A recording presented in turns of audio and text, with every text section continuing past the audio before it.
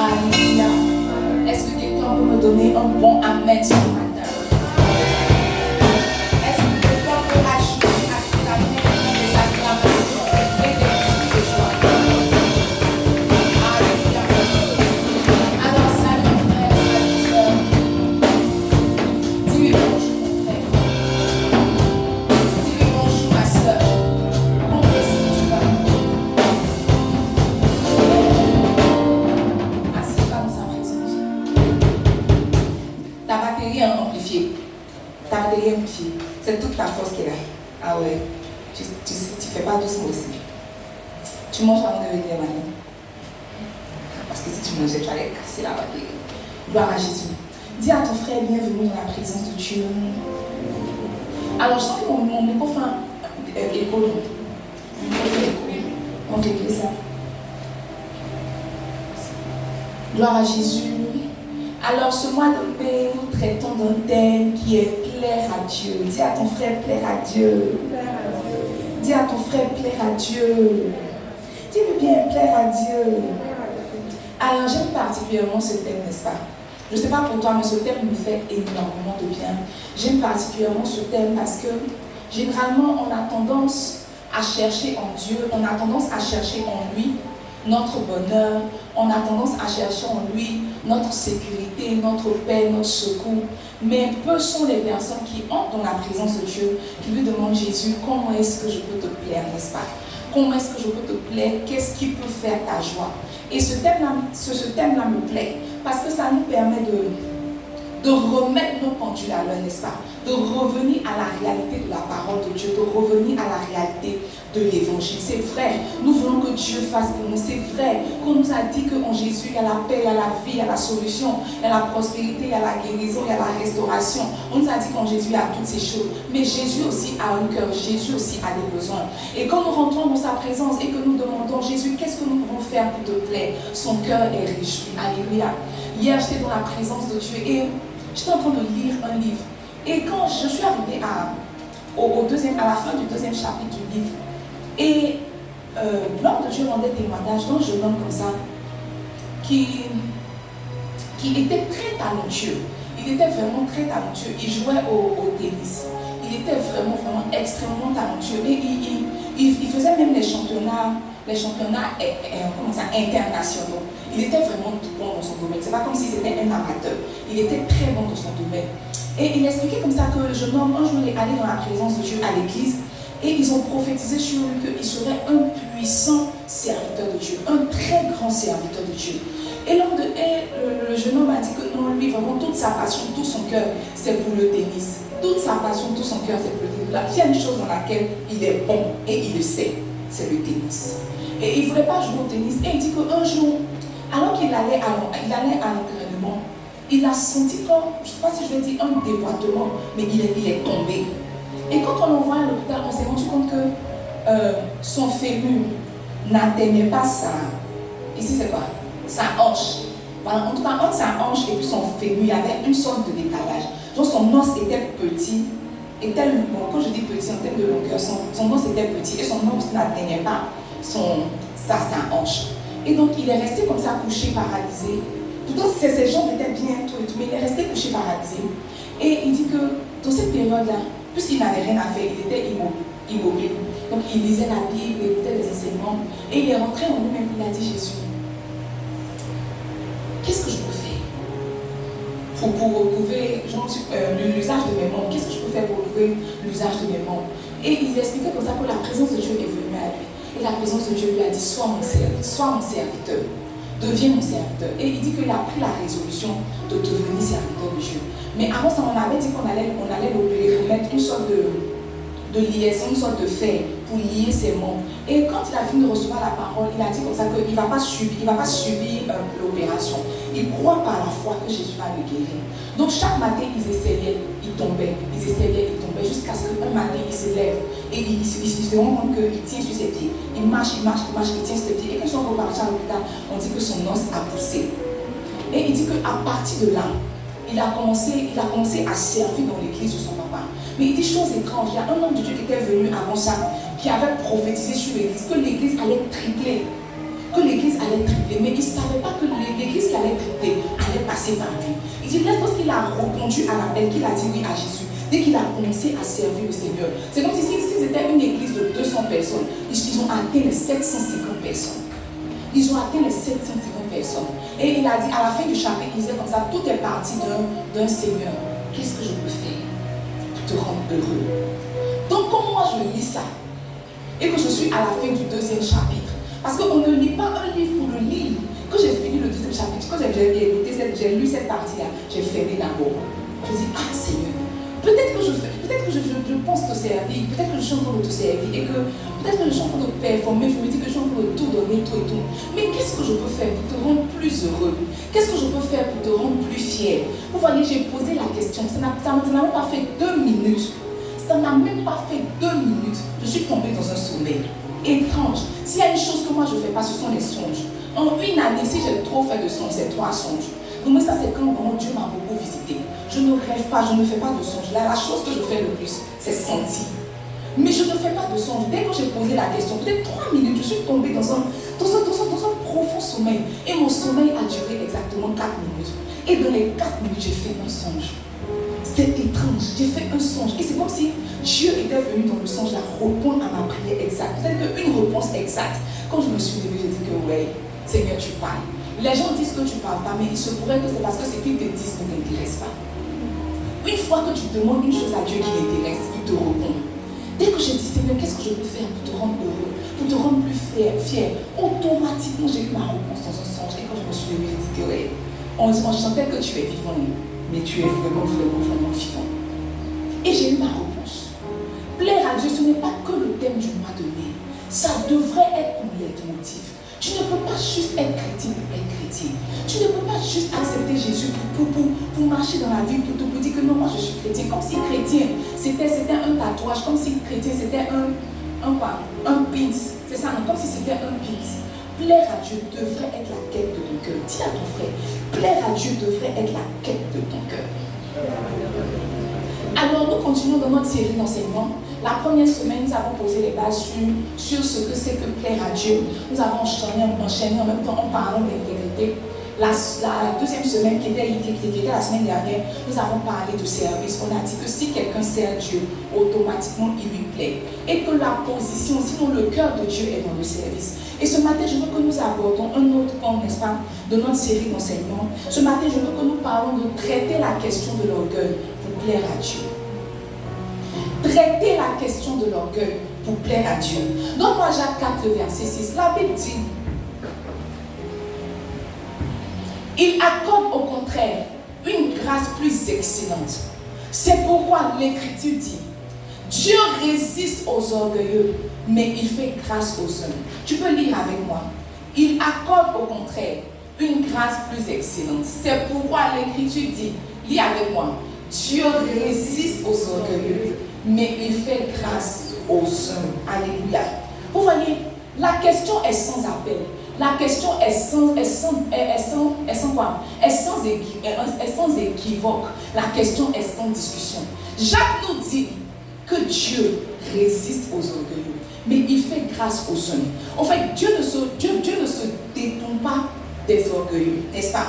Dieu n'ignore pas les orgueilleux. Ce que Dieu fait, c'est qu'il résiste aux orgueilleux. Résister veut dire quoi? Tenir tête. Résister veut dire lutter.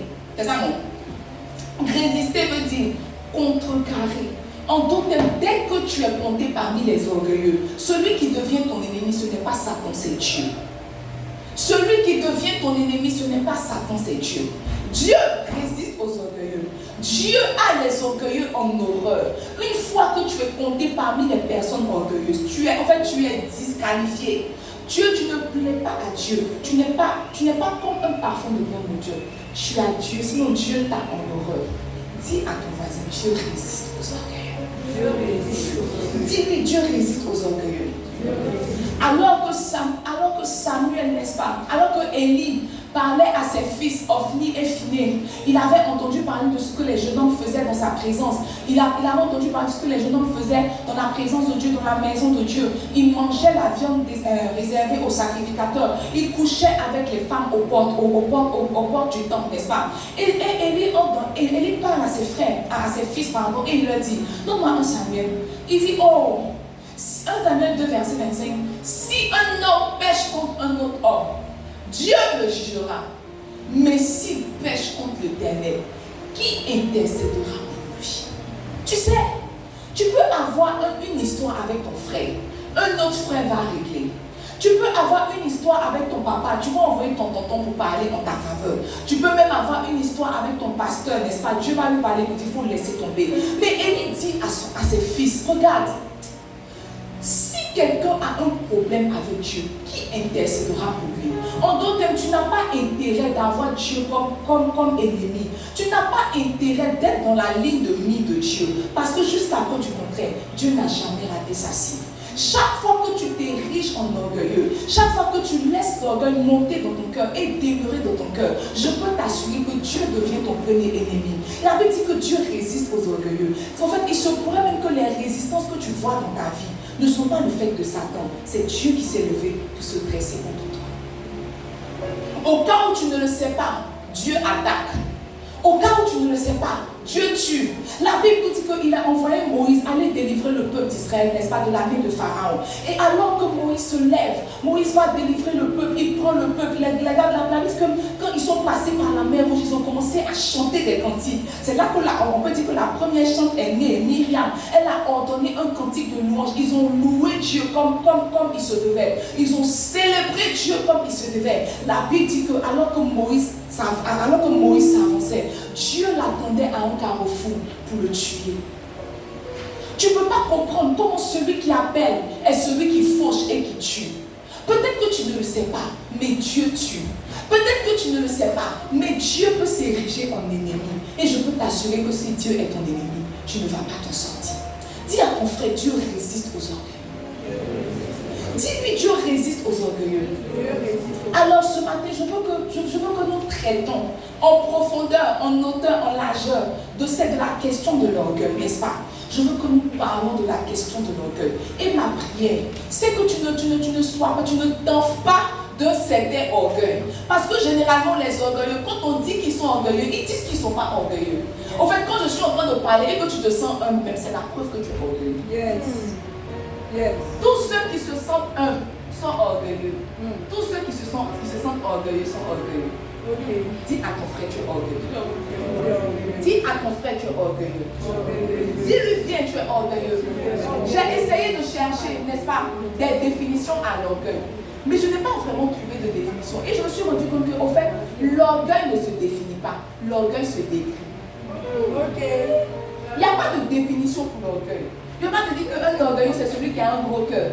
Je ne vais pas te dire qu'un orgueilleux, c'est celui qui serre son visage. Parce qu'il peut arriver qu'une situation arrive, n'est-ce pas, et que tu ne sois pas content, naturellement, ton visage va refléter ton émotion. Mais ça ne fait pas de toi un orgueilleux. J'ai réalisé que l'orgueil ne se définit pas, l'orgueil se décrit. Alors, chaque fois que je suis en train de décrire l'orgueil, chaque fois que je suis en train de parler des points composants de l'orgueil, si tu te sens piqué par ce virus, ne te dis pas que non, ce n'est pas moi. Tu sais, tu es orgueilleux lorsqu'un message est prêché et tu te dis que non, c'est de ton voisin qu'on t'en parle. C'est le premier signe d'orgueil que là. On parle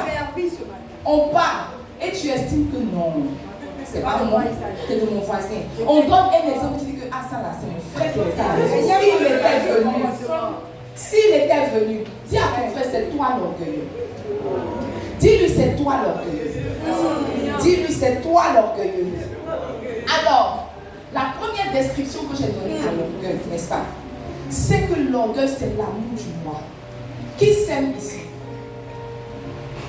Comme il a dit, orgueil, tu as compris ce que je parle. Qui s'aime ici? Moi, je m'aime. Moi, je m'aime. C'est parce que je m'aime qu'il y a des choses que je n'accepte pas qu'on me fasse. Mais apparemment, c'est l'orgueil. L'orgueil, c'est l'amour du moi. Vous voyez, quand on parle du moi, on parle de l'ego. Quand on parle du moi, on parle de la convoitise. Quand on parle du moi, on parle de la chair. Ce que les orgueilleux aiment faire, ou ce que les orgueilleux savent faire, c'est couvrir leur ego, c'est couvrir leur chair, c'est couvrir leur convoitise. L'orgueil, c'est l'amour du moi. Tu es amoureux de ton moi. Tu es amoureux de ton moi. Lorsque tu es absorbé de toi-même, tu es rempli de toi-même. En d'autres termes, tout ce que tu fais, tout ce que tu penses, tout ce que tu investis, c'est toi le concerné. Si on va faire une chose et que toi tu n'as rien à tirer de la chose, alors tu n'es pas concerné. Dis à ton frère, tu es orgueilleux. Dis-lui bien, tu es orgueilleux. Donne-moi Philippiens 2, versets 3 à 5. Il dit, ne faites rien par esprit de parti ou par vaine gloire, mais que l'humilité vous fasse regarder les autres comme étant au-dessus de vous-même. Ah non? Que chacun de vous, au lieu de considérer ses propres intérêts, considère aussi ceux des autres. Verset 5.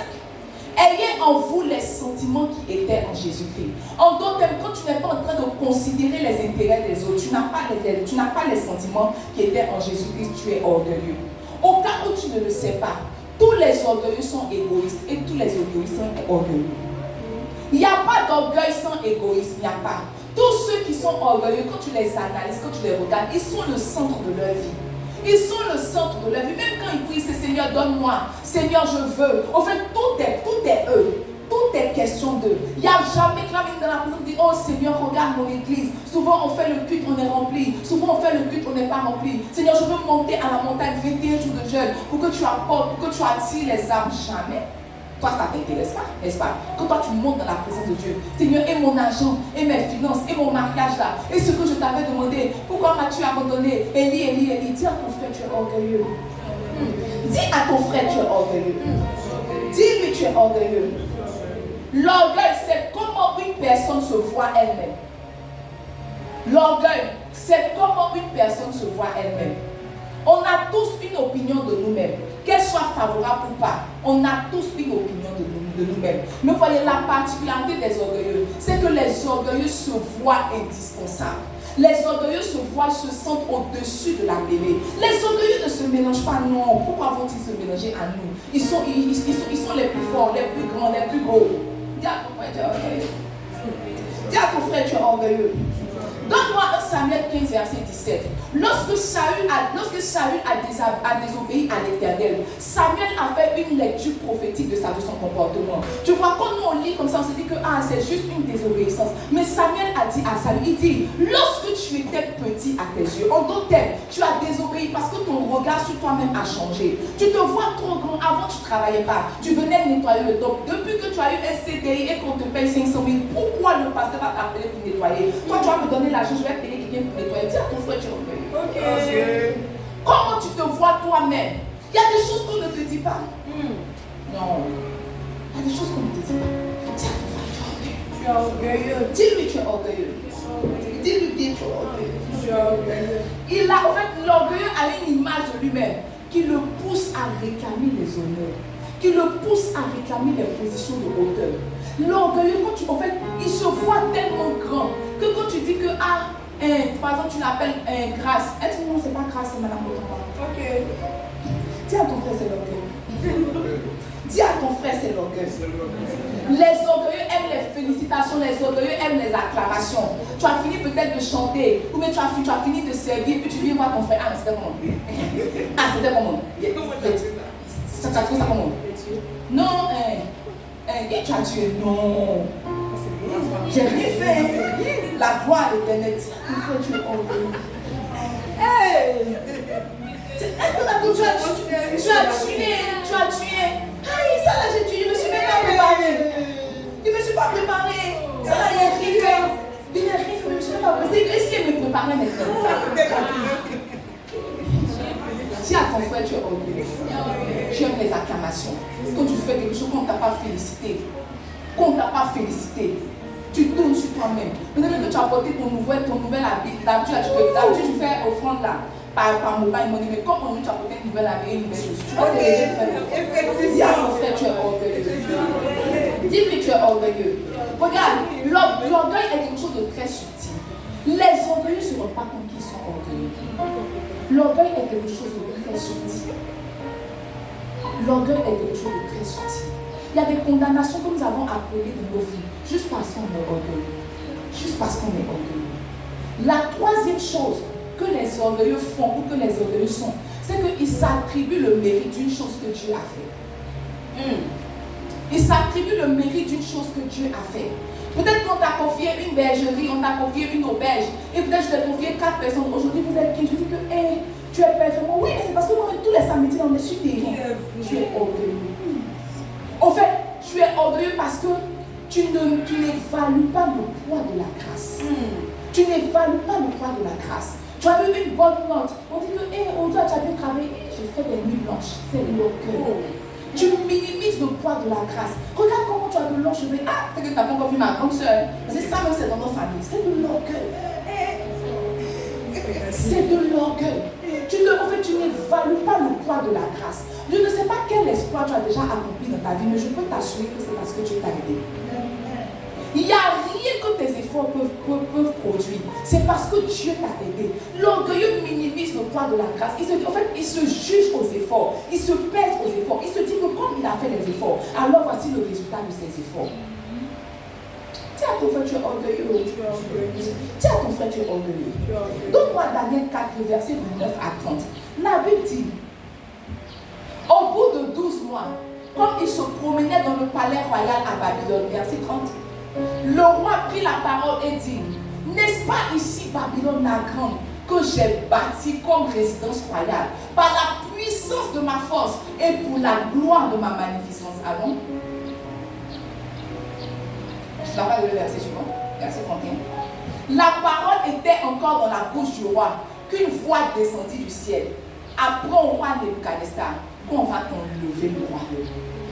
Là, dit que le roi Nebuchadnezzar, alors que Babylone maintenant était devenue une belle colonie, en fait, Dieu est passé par lui pour faire du bien à Babylone, pour arranger Babylone. Et Nebuchadnezzar se lève et il s'arrête et dit, oh, n'est-ce pas Babylone, la grande que j'ai bâtie comme résidence royale par la puissance de ma force et pour la gloire de ma magnificence. Il y a des victoires que tu as eues, que tu t'es attribué. C'est ce qui a marqué la fin de toutes les autres victoires. Ah, tu as accouché, oui. Tu sais, moi je suis comme les femmes hébreues. Avant même que l'enfant ne tourne le ventre, j'ai déjà poussé. Ton cœur ne va pas se dire que oh Dieu m'a aidé. C'est vrai que j'ai poussé, mais Dieu m'a aidé. Ah, tu as toujours un justificatif pour un exploit que tu as accompli. Tu sais, maintenant, Emmanuel, maintenant tu as les notes et oui, chaque soir, je suis sur le piano. Chaque soir, je m'entraîne. C'est de l'orgueil. Dis à ton frère, c'est de l'orgueil. Dis à ton frère, c'est de l'orgueil. C'est de l'orgueil. Regarde, même quand il y a eu effort, la grâce n'a pas manqué de jouer son rôle. Ok. Même quand il y a eu effort, la grâce n'a pas manqué de jouer son rôle. Regarde, mon père spirituel a dit une fois, il dit que la grâce n'annule pas les efforts, elle les rend plus belles. Un effort, elle les rend plus beaux. Oui. Un effort, elle les rend plus beaux. La grâce n'annule pas les efforts, elle les rend plus beaux. Qu'est-ce que tu as acquis? Dis à ton frère, c'est parce que Dieu t'a aidé. Dis-lui, c'est parce que Dieu t'a aidé. Alors, je veux partager quelques vérités avec toi. La première vérité, c'est qu'on ne naît pas orgueilleux, on le devient. Il n'y a personne qui, en poussant son premier cri, naît orgueilleux. Réveille-moi la petite de ma qui est là. Ma soeur, arrête de dormir. Ce sont les sorciers qui dorment dans la présence de Dieu. On ne naît pas orgueilleux, on le devient. Donc, moi, je veux qu'on lise Ézéchiel. La Bible nous parle de Lucifer, n'est-ce pas? Ézéchiel 28, le verset 24. On parle de Lucifer. On dit, tu étais un chérubin protecteur aux ailes déployées. Je t'avais placé et tu étais sur la sainte montagne de Dieu. Tu marchais au milieu des pierres étincelantes. Allons, verset 15. Tu as été intègre dans tes voies depuis le jour où tu fus créé jusqu'à celui où l'iniquité a été trouvée chez toi. En fait, il parlait de Lucifer et il disait comme ça que je n'étais pas créé avec ce sentiment-là. Je n'étais pas créé avec cette malformation. Je n'étais pas créé avec cette déformation. Depuis le jour où tu as été créé, tu t'es intègre jusqu'à ce qu'une certaine pensée monte dans ton cœur. C'était pareil pour Saül, n'est-ce pas? Là, dit que lorsqu'ils sont allés chercher, on cherchait Saül pour le coin roi d'Israël. Là, dit que Saül s'était caché dans les bagages. Il se sentait tellement loin qu'il s'était caché dans les bagages. À quel moment il a décidé que lui, il pouvait faire ce qu'il pouvait du trône? Fais attention. Dis à ton frère, fais attention. Dis-lui, fais attention. Regarde, tout part d'une pensée, tout part d'un petit commentaire, tout part d'une petite parole. Si tu n'apprends pas à garder ton cœur, je t'assure que tu seras orgueilleux. Peut-être que tu es là, on a eu une petite discussion et puis je t'ai parlé, et puis peut-être que tu as laissé comme ça, puis quelqu'un vient derrière et dit que, mais comment la mère te parle là? Cette petite pensée-là, si tu n'as pas bloqué, l'orgueil dans ton cœur. Ça part d'une petite phrase, d'une petite pensée. On sème un petit virus dans ton cœur et on laisse le virus se développer. Là, dit que Dieu n'a pas créé Lucifer comme ça. Dieu n'a pas établi sa vie comme ça. À quel moment le péché est rentré dans leur cœur? À quel moment le virus est rentré dans leur cœur? Ils n'ont pas gardé leur cœur. Les chrétiens pensent que c'est le travail de Dieu de garder leur cœur. Or, la Bible a dit, garde ton cœur plus que toute autre chose. Garder ton cœur, c'est ta part. C'est toi qui décides les informations qui entrent dans ton cœur. C'est toi qui décides les informations qui t'affectent. C'est parti d'une seule pensée. Il s'est dit, mais attends, regarde comment je prie. Peut-être que je peux m'égaler à Dieu cette petite pensée. Il a dit qu'il a été jeté à terre. Il a été jeté à terre. Fais attention, fais attention. Fais attention, fais attention. Une petite parole, ah, tu es la plus belle, qu'on a dit. Là, c'est rentré dans ton cœur là. Maintenant, quand tu marches, tu te sens plus belle que nous tous. Tu es le plus beau. Ah, mais attends, tu as les toucher. Peut-être que c'est le jour où il a dit à Ismaël qu'il sait jouer batterie, qu'il a décidé que quand il vient, ça s'est casser la batterie. Si je savais, je n'avais pas fait ce commentaire. Si je savais. Un tout petit commentaire. Pour dire que, ah, mais attends, quand tu m'as préféré, quand tu prends cette parole, quand tu marches comme ça, je suis la préférée à nous. Oh, tu ne sais pas que mes préférences, ça peut partir de 8 à 9 à 10. Ça dépend de ce que tu peux me dire. Amen. Amen. Amen. Amen. Amen. Amen. Attention. Attention à ce que tu laisses rentrer dans ton cœur. C'est de là que vient l'orgueil. Attention à ce à quoi tu exposes ton cœur. La Bible dit, je ne sais pas comment tu médites ta parole. Regarde, quand j'ai étudié la vie de David, il y a une phrase, un événement qui m'a marqué jusqu'à aujourd'hui. La Bible dit que quand David est arrivé sur le champ de bataille, n'est-ce pas? Il est arrivé sur le champ de bataille et il a demandé, mais attends, qu'est-ce qu'on va donner à celui qui peut tuer Goliath? Qu'est-ce qu'on va donner? Il a dit qu'il était en train de se renseigner, qu'est-ce qu'on va donner à celui qui peut tuer Goliath? Et il demandait, on dit qu'on va donner la fille du roi, on va donner des terres, sa famille sera exemptée d'impôts. Ils ont commencé à citer ce qu'on devait donner à celui qui allait tuer Goliath. La Bible dit que son frère aîné, Eliab, est venu et Eliab lui a dit que regarde, qu'est-ce que tu viens faire sur le champ de bataille? C'est pour prouver ton orgueil. Là, David a répondu, mais qu'est-ce que j'ai fait de mal? La suite du verset dit qu'il se détourna. Il se détourna parce que tu vois, s'il restait auprès d'Eliab, les paroles d'Eliab allaient l'affecter. Il y a des choses qu'on t'a fait, mais en réalité c'était rien. Mais comme quelqu'un a mis sa bouche dessus là, ça s'est amplifié dans ton cœur. Ça s'est amplifié dans ton cœur. Peut-être que ta soeur passait, elle t'a pas salué, ou bien t'as pas. Peut-être qu'elle passait, peut-être qu'elle t'a pas salué, elle passait. Mais tu voilà une qui est derrière là-bas qui a remarqué, mais attends, et il y a quoi comme moi, t'as quoi comme toi? Non, mais je sais pas, je l'ai remarqué depuis certains temps, c'est rentré. Fais attention à ce à quoi tu exposes ton cœur. Fais attention. Fais attention, fais attention. S'il y a un orgueil que j'ai remarqué qui existe à l'église, ce sont les orgueils plus ou moins de petites positions. Je te donne une position, c'est moi qui t'établis. Je t'enlève, tu te fâches. Dis à ton frère, tu es orgueilleux. Dis-lui, tu es orgueilleux. S'il est déplacé, il peut te déplacer. Ou bien, si je t'ai placé, je peux te déplacer. À quel moment tu penses que tu as le droit de venir discuter la décision? Dis à ton frère, c'est l'orgueil. Dis à ton frère, c'est l'orgueil. Peut-être que tu penses que c'est l'audacier, c'est l'audace. Mais peut-être que tu penses que tu es le justicier masqué. Mais tu vois, c'est l'orgueil. C'est l'orgueil. Il y a toujours quelqu'un dans une église pour semer les petites graisses comme ça. Si tu es ici, que le feu de Dieu tombe sur toi. Amen, amen. Amen, amen. Amen. S'il y a une chose pour laquelle je prie et que je ne veux pas qu'il est dans cette église, c'est les compatriotes et les communautés. Regarde, moi j'ai semé pour la vie. En fait, j'ai semé ça pour mon père. Je lui ai donné une offrande. Je lui ai dit que en fait, l'église peut se détruire partout, sauf par ça. Sauf par ça.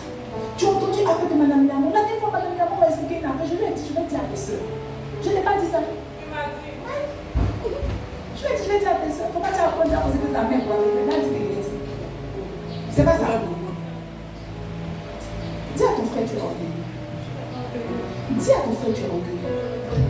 La deuxième vérité, c'est que l'orgueilleux prépare sa chute. Tu ne le sais pas, hein? Tu penses que tu es guidé, mais en réalité, c'est ta chute que tu es en train de préparer. C'est ta propre tombe que tu es en train de creuser. Donc, par Proverbe 16, verset 18, la Bible dit, l'arrogance précède la ruine et l'orgueil précède la chute. C'est-à-dire que le pas après l'orgueil, c'est la chute.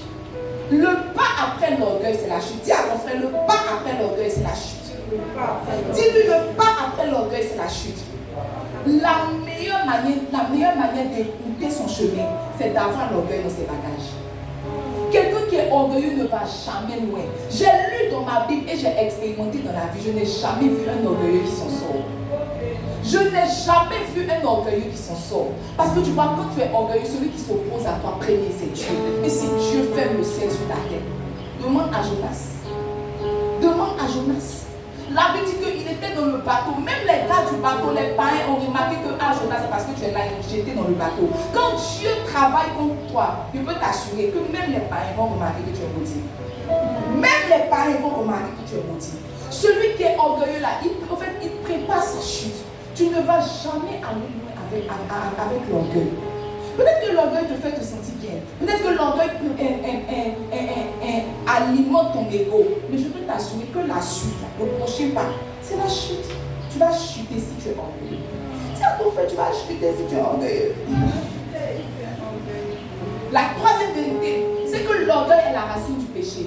Je lisais un livre et puis l'homme de Dieu a démontré par A plus B, sinon par A pour arriver à Z, que tous les péchés que nous commettons ont pour fondement l'orgueil.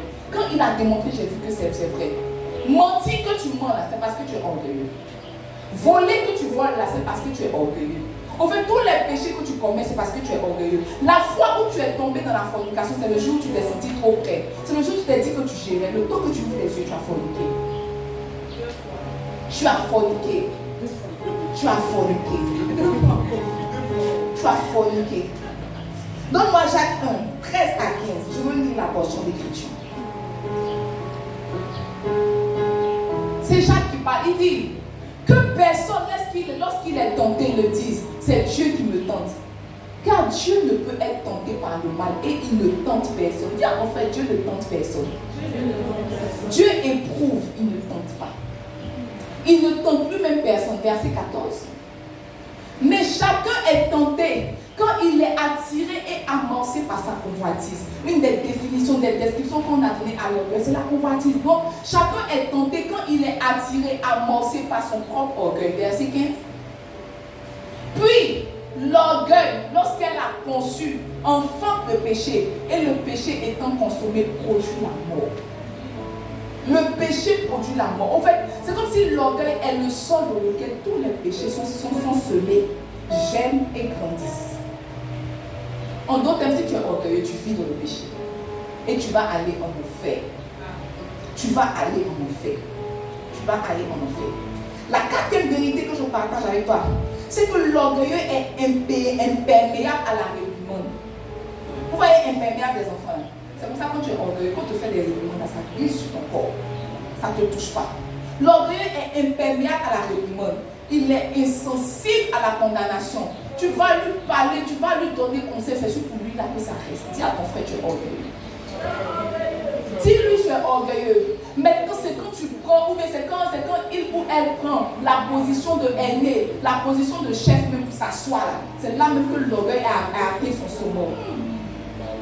On te donne conseil, on te parle, on t'explique, on te parle, on t'explique, tu dis que non, c'est surtout toi là que ça reste. Dis à ton frère, tu es orgueilleux. Dis à ton frère, tu es orgueilleux. L'orgueilleux fait ce qu'il veut. Il fait ce qu'il pense, il fait ce qu'il sent. Ce que tu dis, ce que tu dis pas, ça prend ça là. Il y a des gens qui sont venus me voir, dans les bureaux. Tu sais, j'ai fini par réaliser, et mon père spirituel m'a dit que tous ceux qui t'appellent la mère ne sont pas vraiment tes fils. Souvent la mère même c'est un nom. C'est vrai que tu ne peux pas m'appeler Marina, c'est tout. C'est tout. Souvent la mère, tu n'es pas signe de la mère, c'est signe de la mère. C'est une appellation. C'est une appellation. Regarde, il y a des gens qui sont venus me donner, qui m'ont expliqué un problème, je leur ai donné dans la vie. Ils sont allés faire la vie pour montrer. Pour me montrer même que ce qu'elle dit là, c'est compris. Mais comme le Dieu qui appelle est celui qui justifie, et que tous mes ennemis sont à mes pieds, dis à ton frère, tu es orgueilleux. Dis à ton frère, tu es orgueilleux. L'orgueilleux est toujours blessé. L'orgueilleux est toujours offusqué. Et puis ce mot, tu m'as laissé. Et puis ce mot, tu ne m'as pas respecté. Et puis ce mot, tu as sapé mon autorité. Et puis ce mot, dis à ton frère, arrête. Dis-lui, arrête. Si on est fatigué de ça. Mais comment tu me parles là? Comment tu me parles là? Tu ne me parles pas avec respect. Tu ne me parles pas comme ça. Dis à ton frère, tu es orgueilleux. Dis à ton frère, tu es orgueilleux. Parce que ton maître, non seulement on lui a parlé comme ça, mais on lui a caché sur le visage. Toi, on ne te parle pas comme ça. Toi, on ne te parle pas comme ça. Dis à ton frère, tu es orgueilleux d'être. Mais aujourd'hui, ce démon va te quitter au nom de Jésus. Ce démon va nous quitter au nom de Jésus. Maintenant, tu vois, il n'y a personne qui est orgueilleux en vain. Oh, il y a des orgueilleux que j'ai vus dans la vie qui m'ont fait rire. Tu sais, quand tu veux être orgueilleux, ton orgueil n'a qu'à avoir un fondement. Dis à ton frère, ton orgueil n'a qu'à avoir un fondement. J'ai vu des pauvres orgueilleux, j'ai crié, hé Jésus. J'ai crié, hé Jésus. C'est comme une femme enceinte, une femme en travail, qui dit, fermez la porte, fermez la porte. Ça a raison. Quand tu es orgueilleux, tu es pauvre. Tu sais, c'est comme si c'est deux choses qui ne vont pas aussi. Si tu es pauvre, il faut avoir au moins un cœur concret. Mais tu as faim. Et quand tu viens me demander à manger, tu serais ta tête comme ça. Tu me donnes ou tu ne me donnes pas. L'orgueil même t'a dépassé. En fait, l'orgueil t'a dépassé. Jésus sur son côté, il t'acclame. Orgueil et pauvreté ne font pas bon ménage. Ménage à ton frère. Orgueil et pauvreté ne font pas bon ménage. Ça ne fait pas bon ménage. Je ne sais pas si tu es Élie. Parce que c'est Élie qui a dit à la veuve, donne-moi d'abord à manger. Mais il faut une onction pour ça. Il faut un mandat pour ça. N'est-ce pas? Tout orgueil doit être fondé sur quelque chose. Tout orgueil doit être basé sur quelque chose. Tout orgueil doit être fondé sur quelque chose. Et tu vois, j'ai remarqué que dans la vie même que nous vivons, il y a différents types d'orgueil. Parce que souvent on dit que tu es orgueilleux, tu ne te sens pas orgueilleux. C'est parce qu'on n'a pas encore donné la catégorie de ton orgueil. Mais je peux t'assurer que dans les catégories, est-ce que tu es dedans? Dis à ton frère, tu es dedans. Dis-lui, tu es bien dedans. Regarde, il y a des gens dont l'orgueil est fondé sur la haute estime qu'ils ont d'eux. La haute estime qu'ils ont d'eux. Oh! La haute estime qu'ils ont d'eux. Tu vois, quand on parle de haute estime, c'est un sentiment de supériorité. Demande à ton frère, tu te sens supérieur? Demande-le. Tu te sens supérieur? Demande-lui, tu te sens supérieur? Ah! La haute estime de soi, c'est un sentiment de supériorité que quelqu'un ressent. Et que quelqu'un ressent, mais qui le pousse à demander un traitement de faveur. En réalité, ceux qui ont un orgueil, ceux qui manifestent l'orgueil de la haute estime de soi, aiment les titres, aiment les positions. Aiment les titres, aiment les positions. Tu es rentré, tu dis pas d'amour, c'est madame la directrice. Ok. Cet orgueil-là s'appelle l'orgueil de la position. C'est pas ça. L'orgueil de la position. Ah, grâce, non, non, c'est docteur Baye. Dis à ton frère, dis à ton frère, Ces personnes-là sont friandes de titres. Ces personnes-là sont friandes de position. En fait, c'est dans ça qu'elles se définissent. Quand on dit monsieur le directeur, il se sent, en fait, il se sent directeur. Je pense même que non, que tous les maris ont l'orgueil de la haute position.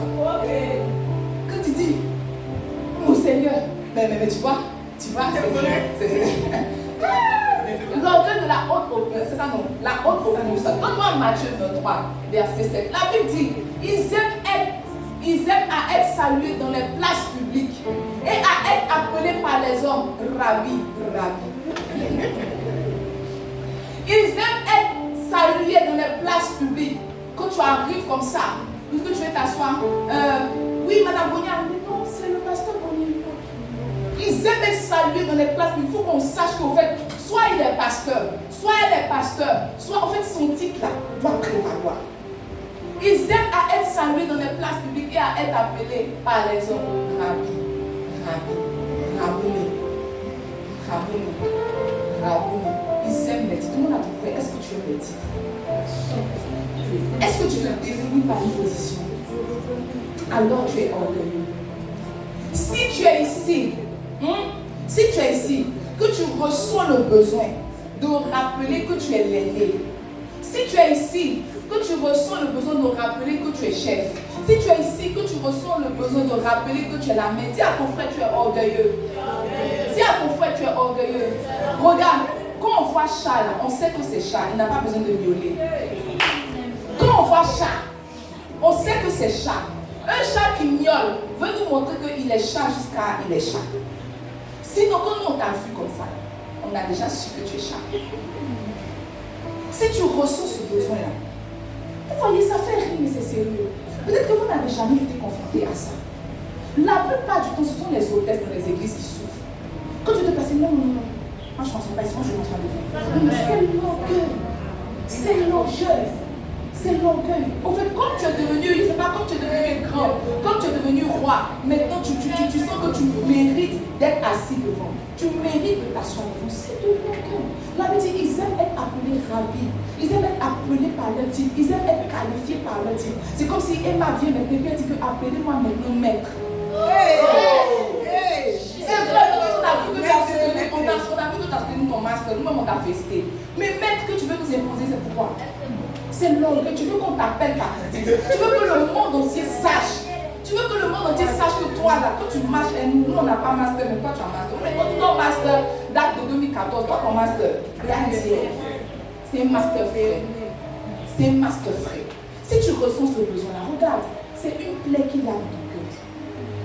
Le désir et le besoin de s'affiler, ça cache une plaie. Mais quand on te dit, tu dis que non, toi tu n'es pas blessé. Pourquoi tu es blessé? Tu n'es pas blessé. Dis à ton frère, c'est l'orgueil. Dis à ton frère, c'est l'orgueil. Regarde, c'est aussi avoir une opinion exagérée de soi. Une opinion exagérée de soi. Je veux lire cette portion d'écriture. Donne-moi Luc 14, Luc 16, verset 24. Hier, quand je lisais, j'ai ri. En fait, je lisais toute cette portion d'écriture. Mais la manière dont le Saint-Esprit a tourné ça dans mon esprit, ça m'a fait rire. La Bible dit que, on parle du pauvre Lazare, n'est-ce pas? Et du riche. On n'a pas de son nom. Et du riche.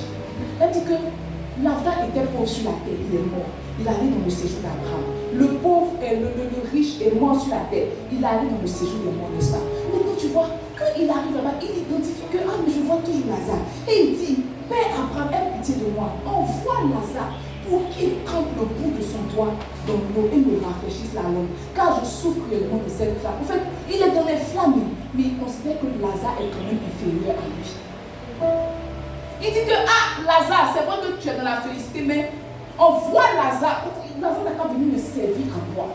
Donc, en fait, le feu dans lequel il est là, ça n'intéresse pas. Lui, ce qui m'intéresse, c'est son titre. Lazare est toujours le pauvre, lui, il est toujours le riche. Il dit, envoie Lazare, va me donner un peu d'eau, mais sur ma langue, viens me rafraîchir. Parce que je brûle. En fait, il est dans le feu. Mais il ne sait pas qu'il est dans le feu. C'est comme ça, tu es pauvre, mais tu es orgueilleux. C'est comme ça, en fait, tu ne vaux rien. Mais toi-même, tu ne sens pas que tu vaux rien. Tu es toujours dans ton titre. Tu es toujours dans ton titre. C'est pareil, il avait gardé, malgré qu'il était dans le feu éternel, malgré qu'il était dans la gêne, il avait quand même gardé son titre. Les orgueilleux là, ça brûle comme ça brûle pas. Ils sont assis sur le titre. Ils ne peuvent pas se mieux dire qu'à titre, la fontaine ne peut passer par eux. Ils sont dedans, ça les brûle, ça les étouffe, ça les engloutit. Ils disent que, ah, Lazare, tu es qui? Alors, un peu d'eau à boire. C'est comme ça. Il ne connaît pas un orgueilleux qui sait s'humilier. Dans le feu comme dans les flammes, il garde toujours. Dis à ton frère miséricorde. Dis à ton frère miséricorde. Important jusque dans le feu, ça ne chauffe pas. Amen, amen. Amen, amen. Le deuxième orgueil que j'ai identifié, c'est l'orgueil de la vie. Ah, donne-moi 2 Rois 5, verset 9 à 12, l'orgueil de la vie. Naaman vint avec ses chevaux et son char. Naaman, c'était le lépreux. Et il a tout essayé dans sa nation, dans sa patrie. Sa lèpre n'est pas passée. Alors il y a une petite servante dans la maison, dans sa maison qui a dit que, ah, mais moi dans mon pays, là, il y a un prophète qui gère ça. Alors la dit que Naaman vient maintenant avec ses chevaux et son char. Il vient avec tout son national. Il s'arrête à la porte de la maison d'Élisée, le prophète. Alors verset 10. Élisée lui fit dire par un messager, va. Et lave-toi 7 fois dans le Jourdain. Ta chair redeviendra saine et tu seras pur. Naaman dit que non. Pourquoi? Naaman fut irrité et il s'en alla en disant, voici, je me disais, les orgueilleux se disent toujours, je me disais, il sortira vers moi, il se présentera lui-même et il évoquera le nom de l'Éternel, son Dieu. Il agitera sa main sur la place et guérira le lépreux. Regarde. S'il y a une chose qui peut prouver ton orgueil, c'est que quand toi tu rentres dans la présence de Dieu, tu rentres avec un plan. Tu veux que Dieu te secoue, mais quand tu rentres là, tu rentres avec un plan de secours. Tu veux que par exemple Dieu te donne un travail. Seigneur, regarde, je veux travailler. Alors que je me rends à une 9h et que je postule, Seigneur, je ne veux pas être stagiaire. Non, je veux déclarer et prophétiser qu'après le DG, c'est moi. Dis à ton frère, tu es orgueilleux. Quand on demande le secours, on prend ce qu'on te donne. Tu prends ce qu'on te donne. Tu ne te rends pas compte que le secours de Dieu peut déjà te faire entrer. Maintenant, comment tu évolues là, c'est la grâce. Toi, tu dis que non. Tu as pleuré, tu as supplié Dieu pour avoir quelque chose.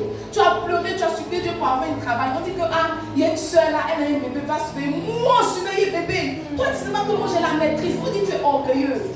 Tu es orgueilleux parce que quand tu demandais du secours à l'Éternel, en réalité, c'est un secours luxueux. Là, tu dis que Naaman, il venait se faire soigner, mais lui, il s'est dit que, quand Élisée va entendre que Naaman vient avec son char, il va sortir lui-même. Il va faire une parole, une démonstration, il va guérir le lépreux, et puis le lépreux va partir. Mais la vie que Élisée n'est même pas sorti. Il a envoyé quelqu'un qui dit à Naaman de se laver 7 fois dans la vie. 7 fois dans la vie. Verset 12. Naaman parle, il dit que regarde, les fleuves de Damas, l'Albana et le Papa ne valent-ils pas mieux que toutes les eaux d'Israël? Mais tu vois, si tu as toutes ces choses-là, pourquoi tu reviens? Pourquoi tu viens? L'orgueil de la vie sont les personnes qui se définissent par leurs acquis, par leurs biens. J'ai ça. Regarde, quand tu t'es marié, maintenant quand on t'a salué, c'était comme ça. C'est l'orgueil de la vie. Tu veux nous montrer que le célibat est en train de nous étouffer. Ton mari t'a offert une petite nouvelle voiture. Maintenant tu veux me dire que ta mère, je te dépose. Tu ne veux pas me déposer, tu veux me montrer que Dieu t'a élevé d'après toi-même. C'est l'orgueil. Les gens qui ont l'orgueil de la vie se définissent par leurs acquis. Qu'on parle de oui, mon mari, oui, on a acheté un terrain là. Un terrain de promotion immobilière, on est en train de bâtir, on en a tué. Vous avez goûté, vous en sortez. J'ai une petite épargne là. J'ai une petite épargne. Mais là, j'ai une petite épargne.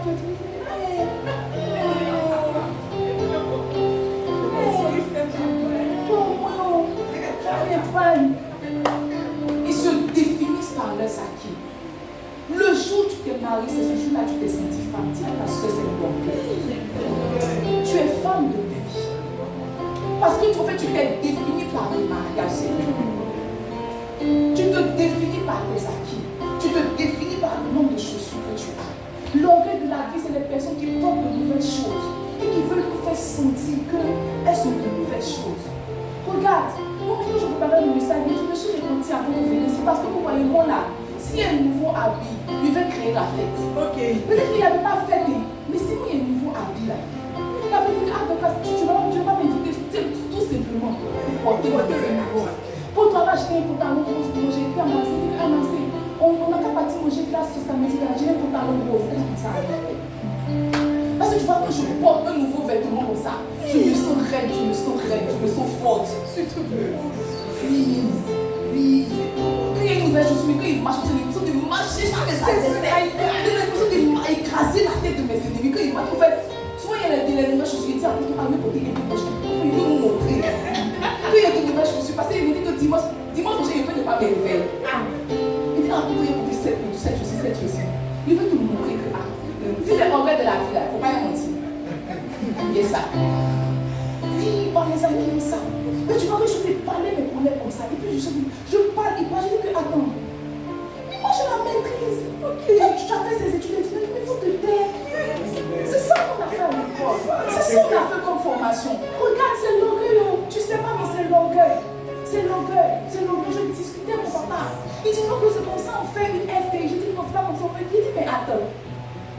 Pourquoi tu as étudié ça à l'école? Il dit non, je dis, mais laisse faire. Laisse les professionnels faire. Et tu vois, c'est l'orgueil. C'est l'orgueil. Souvent, on dit aller coller à des doigts, comme ça. Puis je prends mon sac, je prends ma voiture, j'arrive dans la porte. Je dis bonjour. C'est pas ça. Je dis bonjour, puis il y a ma petite carte de service comme ça. Et tu vois, au travail, je suis une directrice. Je mets comme ça. Ah, mais j'avais envoyé mon stagiaire là. Et vous ne l'avez pas donné de dossier, c'est quel problème? Non, madame, je dis, je suis là, je règle, je tiens mon particulier. Moi là, tu me payes en vie. C'est l'orgueil. Tu te définis par tes acquis. Tu te définis par tes accomplissements. Le jour où tu as une voiture, ce jour-là,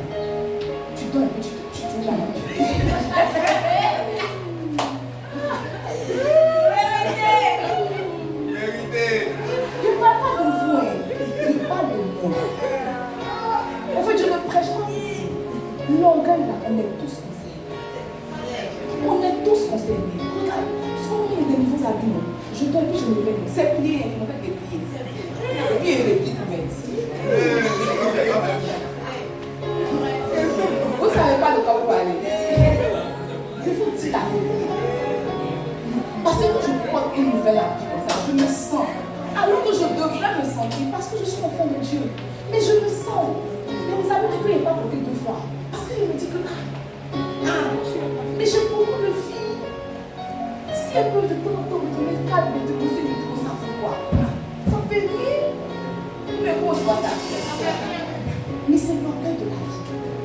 Il dit d'abord, c'est que regarde, nous là, tu as vu le fleuve de Damas, tu as vu la banane, tu as vu le papa. Regarde, il va mieux que toutes les eaux d'Israël. Toutes les eaux d'Israël, nous là, on a ça. On a ça. Il dit que je pouvais me laver là-bas et puis devenir pur. Il s'est retourné et il partait avec fureur. Dieu merci que Dieu a gardé que ton père de lui dit que ce qu'il t'a donné, c'est rien. On te lave 7 fois. Il se lave 7 fois et il devient pur. Maintenant, il veut donner toutes ses offrandes. L'orgueil de la vie. Si tu te définis par tes acquis, si tu te définis par tes diplômes, tu te définis par tes relations. Nous, on a relation. Nous, on a relation. Relation est mieux que diplôme. Vendredi, je félicitais ma psy parce qu'elle m'a trouvé. J'ai une chambre de retraite, je ne sais pas trouver la découverte pour moi. Elle dit que ma psy, tu es prête. Relation est mieux que diplôme. Elle dit, mais maman, elle dit, mais la mère, c'est ça. Je ne néglige pas mes relations. Elle dit que, Ayoka. Ayoka. Il voulait juste me dire merci, mais Dieu me prend pour courir. Elle me dit que toi, c'est moi, il néglige les relations. Je m'excuse. C'est l'orgueil. C'est l'orgueil. Toi, tu as une relation. Toi, tu connais mais c'est pas toi le terrain. C'est toi. C'est l'orgueil. Tu as ton frère, c'est l'orgueil. C'est l'orgueil. Dis à ton frère, Dieu, c'est l'orgueil. Regarde. Une chaussure, un vêtement, un mariage, une maison, une voiture, ce ne sont pas des plus-values. Ce ne sont pas des plus-values. Ça n'ajoute rien à ta valeur, ça ne retranche rien à ta valeur. Ce sont juste des grâces de Dieu. C'est-à-dire qu'il fait pleuvoir sur les bons comme sur les méchants. De même que tu pleures pour une voiture, c'est comme ça qu'il y a un mari qui est assis comme ça. Il y a une voiture. Tu pleures pour le mari, une fille elle a passé son gars, elle a marié. Donc je veux dire, ce sont des plus-values. Ce ne sont pas des choses qui te définissent. Que tu sois marié, que tu ne sois pas marié, tu es belle aux yeux de Dieu. Que tu aies une voiture, que tu n'aies pas une voiture, tu es précieux aux yeux de Dieu. Ces choses-là ne te définissent pas, ces choses-là sont en plus. Si tu te définis par elles, alors tu es orgueilleux. Dis à ton frère, tu es orgueilleux. Dis à ton frère, tu es orgueilleux. Le troisième orgueil, c'est l'orgueil de la piété. Les 3 fois saints. L'orgueil de la piété, les 3 fois saints. Moi, avant, j'étais comme ça. Mais grâce à Jésus, cette partie de ma vie est passée. Donne-moi Luc 18, verset 9 à 14. Tandis que 2 personnes sont rentrées dans le temple et ils étaient en train de prier. Et ça, ils ont encore cette parabole en vue de certaines personnes se persuadant qu'elles étaient justes et ne faisant aucun cas des autres. Verset 10. 2 hommes montèrent au temple pour prier. L'un était pharisien et l'autre était publicain. Verset 11. Le pharisien debout priait ainsi en lui-même. Oh Dieu, je te rends grâce de ce que je ne suis pas comme le reste des hommes. Regarde l'introduction de ta prière. Je te rends grâce de ce que je ne suis pas comme le reste des hommes. Toi, tu rentres dans la présence de Dieu. Pourquoi tu parles de tes frères? Je te rends grâce de ce que je ne suis pas comme le reste des hommes, qui sont ravisseurs, injustes, adultères, ou même comme ce publicain. Allons, verset 12. Je jeûne 2 fois par semaine. Je donne la dîme de tous mes revenus. Verset 13. Le publicain se tenant à distance n'osait même pas lever les yeux au ciel. Mais il se frappait la poitrine en disant, oh Dieu, sois apaisé envers moi, qui suis un pécheur. Verset 14. Je vous le dis, celui-ci descendit dans sa maison justifié, plus que l'autre. Car quiconque se lève sera abaissé, et celui qui s'abaisse sera élevé. L'orgueil de la piété, c'est se sentir saint parce que tu n'es pas encore tombé. Je ne dis pas parce que tu vis dans la sainteté, je dis parce que tu n'es pas encore tombé. Parce que tu vois, l'autre que tu juges pour sa chute là, c'est parce que tu n'as pas été exposé aux mêmes circonstances. Sinon, si tu étais exposé aux mêmes circonstances, tu allais faire pire. Okay. Tu allais faire pire. Peut-être que lui ou bien elle a forniqué. Toi-même là, tu allais arracher Marie de la femme. L'orgueil de la piété, c'est se sentir saint. Parce que Dieu te fait la grâce de te garder. Ah, que oui, moi, on passait là. Mais non, on s'est marié vierge. C'est une grâce. Dieu t'a fait grâce. Sinon, si tu étais dans les circonstances où ta soeur a vécu la vie là, tu allais vite partir. En fait, tu allais partir la vie jusqu'à la vie m'a dit que faut me laisser. Non, moi, je n'ai pas d'expérience en termes de péché. Ma chérie, mon frère, Dieu t'a gardé. Regarde, je vois ton orgueil quand tu juges quelqu'un. Quand tu juges le péché de quelqu'un, je vois ton orgueil. Souvent, je fais exprès de vous expliquer les choses et je vois de vos yeux. Dans les yeux, je vois du mépris. Dans les yeux, je vois du dégoût. Et c'est là que je me rends compte que la Bible dit que celui qui est debout, prenne garde. Que celui qui est debout, prenne garde. Regarde, le péché que tu n'as pas encore commis, c'est le péché auquel tu n'as pas été exposé. Il ne faut pas t'appeler Joseph quand la femme de Pharaon n'a pas frappé ton habit. Tu n'as pas encore été exposé, tu n'as pas eu faim. Au point où ton estomac gargouille, au point où ton enfant pleure la faim. Et puis ma petite, elle aussi, elle sait à l'église, pourquoi elle vole? Tu n'as pas eu faim à ce point. On n'excuse pas le péché, mais vous voyez, on a rendu l'église qui est censée être un hôpital pour les malades, un tribunal. Si quelqu'un chute, vous pensez qu'on fait exprès de chuter? Derrière toutes les chutes, il y a Satan. Même quand tu penses que la personne est partie de son propre chef, il y a Satan. Il y a Satan. Satan crée les circonstances. Regarde, Satan fait miroiter les choses. Tu dis que Ève t'a trahi. Si toi tu t'es Ève, c'est l'arbre même que tu allais couper. Elle a coupé le fruit. Toi-même tu allais prendre le truc pour couper l'arbre. Dieu allait dire que ta femme a fait faux. Il y a des péchés que tu n'as pas encore commis. C'est juste parce que Dieu ne t'a pas exposé. Tu dis que toi tu es intègre. On t'a déjà donné l'argent pour aller donner à quelqu'un. Mais la personne qui t'a donné, ce n'est pas la combien de dollars. La personne qui reçoit, ce n'est pas la combien de dollars. Ok. Tu peux juste enlever ta part et puis aller donner. On ne va pas savoir. Tu penses que tu es intègre, mais tu n'as jamais été confronté. Tu n'as jamais été confronté. Jamais. Tu ne peux pas dire que tu es intègre. Tu ne peux pas dire que tu es droit. Tu ne peux pas te prévaloir d'une certaine piété. Parce que tu vois, la sanctification, elle est au jour le jour. Généralement, même nous les péchés, nous les chrétiens, on appelle péché fornication, on appelle péché, c'est pas quoi, impureté, on appelle péché. Mais tu vois, quand tu critiques ta camarade, toi ou le fornicateur, vous deux, vous avez un fait. Il n'y a pas de petit péché. Il n'y a pas de péché 1 million, elle a péché 500. 1 million 500, tout faut partir en enfer. Donc, sur base de quoi tu t'assois pour prier, pour avoir l'orgueil de la piété. Mais nous, on ne faisait pas ça, nous, on n'a pas fait ça. C'est vrai que nous, à notre époque, ton époque et puis leur époque n'est pas pareil. Ton époque et puis leur époque n'est pas pareil. Ton époque et puis leur époque n'est pas pareil. Chaque dispensation a ses réalités. Chaque dispensation, tu te dis que Samson, même là, il était faible, il se couchait sur les pieds de Delilah. Regarde, chaque dispensation a ses réalités. Aujourd'hui, nous opérons sous la grâce. À l'époque, il n'y avait pas de grâce. Tu regardes l'histoire de Moïse, que la colère l'a disqualifié. Mais si Moïse était à notre époque, Moïse était le plus grand. Parce que Dieu avait lui pardonné. Regarde combien d'erreurs tu as fait. Dieu a toléré. Tu sais, Dieu exposait toutes nos erreurs. On a avant de venir à l'église. C'est vrai. Dieu est le premier à nous couvrir.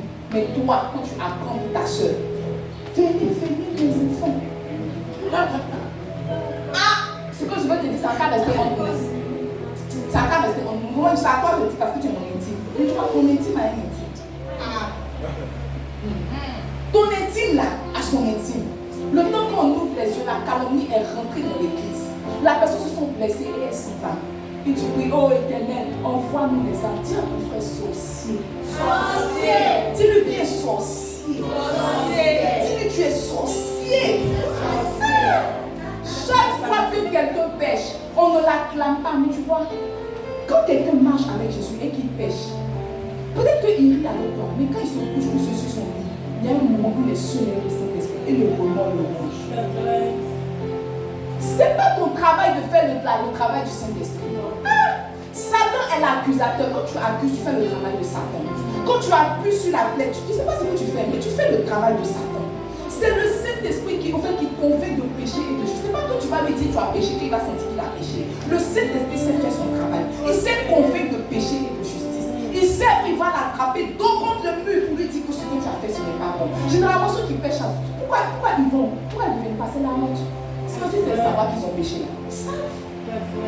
Ils savent. Mais c'est la honte. Parce qu'ils savent qu'ils ne vont pas venir tomber dans des environnements d'amour. Ils vont venir dire que acclamez les fornicateurs.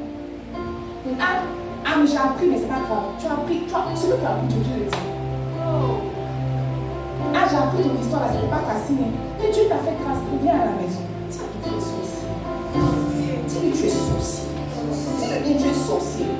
L'orgueil de la piété. Ça tu dis que comme je jeûne, comme je prie, comme j'essaie de marcher dans la sanctification, alors je plais à Dieu. Quand on fait erreur, si Dieu tenait compte de nos efforts, en fait, je veux dire, si ce sont nos efforts de sainteté qui nous qualifient, quelle est la partie qu'on fait? L'apôtre Paul dit, par sa grâce, je suis ce que je suis. Moi, je suis ce que je suis par sa grâce. Par sa grâce. Par sa grâce. Quand il a commencé le ministère dans le livre de Corinthiens, c'est lui qui disait que oh, je parle en langue plus que vous tous, n'est-ce pas? Je parle en langue plus que vous tous. Il se prévalait de ses dons, il se prévalait de ses capacités. Mais au fur et à mesure que le temps est passé, au fur et à mesure qu'il a grandi dans le ministère, et au fur et à mesure qu'il a grandi dans la spiritualité, maintenant il parle, il dit je suis ce que je suis par sa grâce. Il m'a dit, j'ai prié l'Éternel 3 fois me délivrer de cette écharpe, mais il m'a dit, ma grâce te suffit. Il s'est rendu compte que la grâce ne peut jamais, en fait, les efforts ne peuvent jamais remplacer la grâce. Les efforts ne peuvent jamais remplacer la grâce. Les efforts ne peuvent jamais remplacer la grâce. Dieu te fait grâce, tu t'es marié vierge. Alléluia. Celle qui ne s'est pas mariée vierge, elle n'a pas eu la grâce. Mais ça ne fait pas d'elle une mauvaise personne. Ça fait d'elle une personne expérimentée. Parce que toi-même, quand tu es rentré là,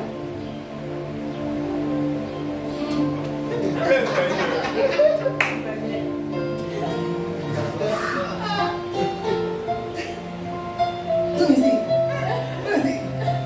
On va tout te montrer.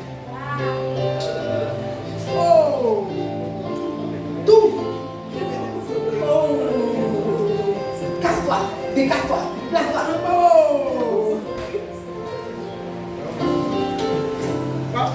Que Dieu nous aide. Que Dieu nous aide. La prière la plus sensée que tu puisses faire, c'est Seigneur, donne-moi de regarder les autres avec les yeux. C'est la prière la plus sensée. Je veux regarder les autres avec les yeux, pas avec mes yeux. Je veux regarder les autres avec tes yeux. Parce que tu vois, quand tu regardes avec tes yeux, la première chose que tu identifies, ce sont leurs failles. Si on devait regarder nos failles, on ne peut pas se supporter. Mais pourquoi? On essaie de regarder avec les yeux de Dieu. N'est-ce pas? Alors je ne veux pas te laisser, n'est-ce pas? Sans te montrer, comme le vent, 3 voix ou 2 voix pour vaincre l'orgueil. 2 ou 3 voix pour vaincre l'orgueil. Et nous allons prier, n'est-ce pas? La première chose qu'il faut faire pour vaincre l'orgueil, c'est exposer son cœur, n'est-ce pas? C'est prier pour que le Saint-Esprit te purifie. Exposer ton cœur à Dieu. Prier pour que le Saint-Esprit le purifie. Ah, voyez, David avait toutes les raisons d'être orgueilleux. David, il avait toutes les raisons d'être orgueilleux. 1, il était talentueux. 2, son nom était chanté en Israël. On lui donnait 10 000, on donnait 1000 à Saül. 3, il a épousé la fille du roi. Il était le beau-frère du roi. Et il était le beau-frère du roi. Mais il était aussi le meilleur ami du prince. Il a dit que lorsque Jonathan le vit, son âme s'attachait à lui. Tellement son âme s'attachait, il lui avait tous les attributs du roi. Il avait tous les moyens. En fait, il avait tout pour se prévaloir. Il a dit que c'est comme il jouait le son de sa âme que l'esprit malin de Saül se calme. N'est-ce pas?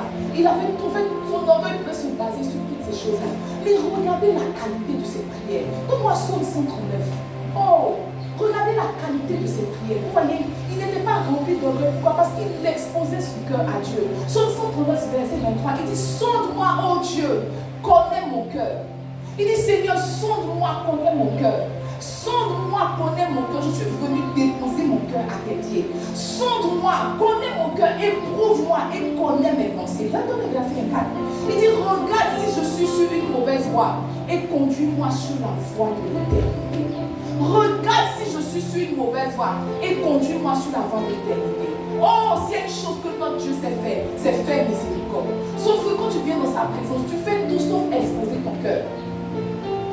Là, il dit qu'il avait tout, en fait, il avait tout pour se prévaloir. Tout pour se prévaloir. Il mangeait à la table des rois. Il dormait avec la fille du roi. Il jouait avec le fils du roi. Il jouait de la harpe pour le roi. N'est-ce pas? Quand on passe, on dit David a tué 10 000. Saül a tué 1000. Il était talentueux. Il a fait des chants, il a fait des hommes. Quand on parlait des disciples, on dit les hommes de David. les hommes de David, il avait tout, en fait, tout ce qu'il fallait pour être orgueilleux. Mais vous voyez, ce qui a gardé son cœur, c'est que chaque soir dans la présence de Dieu, il déposait son cœur à ses pieds. Il dit, oh Dieu, regarde mon cœur. Regarde si mon cœur a emprunté une mauvaise voie. Et ramène-moi sur le chemin. Regarde, sonde mon cœur. Peut-être que moi je peux voir mon cœur comme ça. Je dis que j'ai un bon cœur. Ou bien j'ai un cœur blanc. Mais Seigneur, c'est toi qui as la capacité de sonder mon cœur. Regarde mon cœur. S'il y a une once d'orgueil, je t'en supplie, enlève-le. S'il y a une once peut-être de péché, Seigneur, je t'en supplie, enlève-le. Il déposait son cœur à ses pieds. Il était l'homme selon le cœur de Dieu, pas parce qu'il ne péchait pas, parce qu'il savait déposer son cœur au pied de Dieu. Qu'est-ce que tu dis le temps de prière? Qu'est-ce que tu dis? Il n'y a pas de prière plus sincère, il n'y a pas de prière plus exacte que de rentrer dans la présence de Dieu. De dire, Seigneur, voici mon cœur. Voici mon cœur. Toujours on me dit que je suis orgueilleux, toujours on me dit que je suis compliqué. Mais au lieu de répondre non à Seigneur, peut-être que je ne vois pas ce que les hommes ont vu. Peut-être que je ne sens pas ce qu'ils sentent. Mais s'ils disent Seigneur, parce qu'il n'y a pas de fumée sans feu, peut-être que c'est vrai, alors je viens de déposer mon cœur. Si c'est toi qui sais sonder les cœurs, c'est toi qui sais guérir les maladies du cœur, alors voici mon cœur. Toi, tu ne pries pas comme ça. Tu ne pries pas comme ça. Le challenge de la prière, là, n'est pas la longueur. Le challenge de la prière, c'est la qualité. Le challenge de la prière n'a jamais été la longueur, n'a jamais été la longueur. Le challenge de la prière, c'est la qualité. Avoir des temps de qualité avec Dieu. Un temps de qualité, c'est quand tu peux laisser Dieu entrer dans ton cœur, pénétrer, mettre le doigt sur ce qui ne va pas, te l'exposer et prendre la décision avec la grâce de Dieu de changer. Sinon, tes jeûnes, tes offrandes, tout ce que tu fais là, ça ne change pas l'état du cœur. C'est Dieu qui sonde tes cœurs et qui change l'état du cœur. N'est-ce pas? Le premier moyen pour faire l'orgueil, c'est d'exposer son cœur à Dieu. Dis, expose ton cœur à Dieu. Expose ton cœur à Dieu. La deuxième chose à faire, c'est rendre à Dieu l'honneur qui lui est dû. Nous, Malachi, n'est-ce pas? Malachi 2, verset 2. Il dit, si vous n'écoutez pas, si vous ne prenez pas à cœur de donner gloire à mon nom, dit l'Éternel des armées, j'en ferai parmi vous la malédiction et je maudirai vos bénédictions. C'est la première fois que je vois que même les bénédictions peuvent être maudites. Il dit, j'en ferai parmi vous la malédiction, je maudirai vos bénédictions. Il dit, oui, je les maudirai parce que vous ne l'avez pas eu à cœur. Tu n'as pas à cœur de rendre gloire à Dieu. Dans ton témoignage, quand tu expliques ton témoignage, on voit tes efforts, on voit l'effort de tes parents, on voit tout, mais on ne voit pas la touche de Dieu. L'apôtre Joshua Selman a dit, si tu es chrétien et qu'il n'y a pas une partie de ton témoignage que tu ne peux pas expliquer, c'est que tu n'es pas encore chrétien. Il y a un moment de ton histoire où Dieu a fait une sorte de micmac, tu es sorti. Tu ne peux pas expliquer comment tu es sorti, mais tu sais que c'est la main de Dieu. Toi, dans ton histoire, tu peux expliquer parce que tu as fait CP1 au groupe locaux, tu as fait CP2 au CSP, tu as fait terminal en temps, tu as fait lycée français. C'est la raison pour laquelle tu es majeur. Mais tu ne t'es pas rendu compte que souvent, il y a des majeurs, il y a des gens intelligents, il y a des premiers de classe qui échouent aux examens. Il y a une partie où la grâce a joué. Mais tu vois, tu n'as pas eu à cœur de rendre gloire à Dieu. Peut-être que tu as fait ton premier enfant. L'enfant est beau, mais tu sais, aïe, non, j'aime même, c'est comme ça. C'est ce qui t'a fermé les troncs jusqu'à où tu n'arrives pas à faire. Parce que tu vois, quand tu as eu le premier, tu n'as pas eu à cœur de rendre grâce à Dieu. Il dit, je vous mentirai vos bénédictions et j'apporterai la bénédiction. Dieu t'a donné. Et ça, en fait, c'est les chrétiens. Les chrétiens font trop rire. Concernant l'argent, les chrétiens font trop rire. Quand ils ont l'argent, s'ils ont dit qu'ils payer la dîme 1000 francs, c'est pas grave. N'est-ce pas? S'ils ont dit qu'il faut payer la dîme 100 francs, c'est pas grave. Demandez à un chrétien quand 1 million, il faut payer la dîme. Il calcule. Je suis chrétien depuis bien trop longtemps. Pour savoir que le cœur des chrétiens par rapport à l'argent n'est pas droit. Regarde, tu as eu un nouveau travail par exemple. Et tu sais que toute prémisse appartient à Dieu. Il n'y a pas de discussion. En fait, on ne te force pas à donner tes prémices. Mais tu sais, tout ce qui est premier appartient à Dieu. Il a déjà dit dans Exode, il a déjà dit que consacre-moi tous tes premiers-nés, tous tes premiers revenus, tout ce qui est premier appartient à Dieu, tu sais. Tu as eu ton travail. Le jour que ton travail était 50 000, là, quand tu venais payer tes prémices, tu dansais comme ça. La même, voici mes prémices. Parce que moi aussi, j'ai pris les prémices. Ça me dit, nouveau climatiseur, je dansais. Tu as eu maintenant un travail de 2 millions. Quand tu veux dire que la mère, j'ai eu travail. Parce Parce que dès que tu es venu, tu as dit c'est 50 000. Mais comme c'est 2 millions, je n'ai pas envie de me dire le montant. Mais moi, ton salaire ne m'intéresse pas, n'est-ce pas? Dieu sait, tu sais, que tu gagnes 2 millions. Au moins de venir payer les comités, tu donnes 200 000. Et je veux dire merci à Dieu, tu sais. On a tous les montants que tu me donnes, je prends. Parce qu'à la maison, tu m'as donné quand tu es en enfance. Climatiser le coin, chap, tu vois. Quand tu me donnes là, je prends, je dis merci à Dieu pour ta vie. Mais toi et puis Dieu, vous savez que ce n'est pas tes prémices. Au lieu des prémices, tu as donné la dîme. Tu sais, maintenant, voilà, tu es dans le travail. Tu sens que tu es dans le travail là, ça va pas. Non, aide-moi aussi, il faut comment. Tu es mon fidèle. Éternel, interviens. Éternel, agis. Tu as ton même but, tu l'as déjà volé. Celui vers qui tu m'envoies pour négocier, tu l'as volé. Mais moi, je ne savais pas où. Moi, je ne sens pas les cœurs et les reins. Moi, je ne vois pas à travers. Toi, tu l'as déjà volé. Maintenant, moi, tu me vois comme je suis folle. Ici, interviens. Il n'intervient pas. Ah, c'est que tu l'as abandonné. C'est là qu'il a fait une songe. Je te vois. Tu as pris un sac, tu t'es marché comme ça. Tu te dis que tu es un voleur, tu es une voleuse. Il dit, oh, si vous n'écoutez pas, si vous ne prenez pas à cœur de donner gloire à Dieu, c'est pour rendre la gloire à Dieu là. Ça doit être inscrit dans ton cœur. Chaque espoir, chaque pas que tu poses, qu'on dit que, oh, que Dieu te bénisse, tu dis, oh, je veux rendre la gloire à Jésus. C'est Jésus toutes ces choses-là. C'est Jésus qui a fait toutes ces choses-là. Les choses que j'ai, c'est par la grâce de Jésus. Les choses que j'ai, c'est par la grâce de Jésus. C'est par la grâce de Jésus. Il y a un gars de l'église qui était venu ici faire le culte avec nous. Mais quand tu vois, il est venu dimanche, que je suis arrivé mercredi à l'église. Il y a 2 personnes qui m'ont apporté. Ils disent que, ah, ton église est jolie. Il dit que, le jour n'est pas tourné. Il n'est pas tourné. Parce que dimanche à mercredi, vous êtes venu. Je dis que, ah, vraiment, c'est Dieu qui nous a soutenus. On fait un peu, mais non, il ne faut pas dire un peu. C'est qu'on m'a dit que tout est climatisé. Je dis que, ah. Il dit que c'est la grâce. Il dit, c'est vrai que c'est la grâce, mais comment vous avez fait? Il dit que, ah, bon, je n'ai pas menti aussi. Elle t'a menti. Elle m'a menti. Mais c'est non, tu n'as pas à cœur de rendre gloire à Jésus. Ça ne te tient pas à cœur. Dieu voit ton cœur, Dieu voit que les choses qu'il va te donner, tu ne vas pas lui rendre gloire. Donc il préfère garder ces choses parce qu'il n'y a aucun père qui veut maudire son enfant. Il dit, si vous ne prenez pas à cœur, non seulement je vais envoyer la malédiction, mais le peu de bénédiction que vous avez, je vais vous maudire ça. Il dit, oh, oui, je les maudirai. Parce que vous n'avez pas eu à cœur de rendre gloire à Jésus. Regarde, il y a un conseil que je veux te donner. Si on te célèbre, il faut fuir. Tous ceux qui te célèbrent ne sont pas tes amis, ce sont tes détracteurs. Si on te célèbre, il faut fuir. C'est le conseil que mon père spirituel m'a donné. C'est le conseil que je te donne. Si on te célèbre, il faut fuir. Fuir. Toutes les fois que quelqu'un me dit que ah la mère t'as vu, je me dis que oh, ah il ne savait pas. C'est exprès. Il dit qu'on te célèbre, il faut fuir. Donne-moi acte, tu veux qu'on lise ça. Oh Seigneur, aide-moi. Acte 12, verset 21. La Bible dit Hérode, à un jour fixé, Hérode revêtu de ses habits royaux et assis sur son trône, les arrogants publiquement. Allons, verset 12, verset 22. Le peuple s'écria, c'est même pas Hérode qui a crié.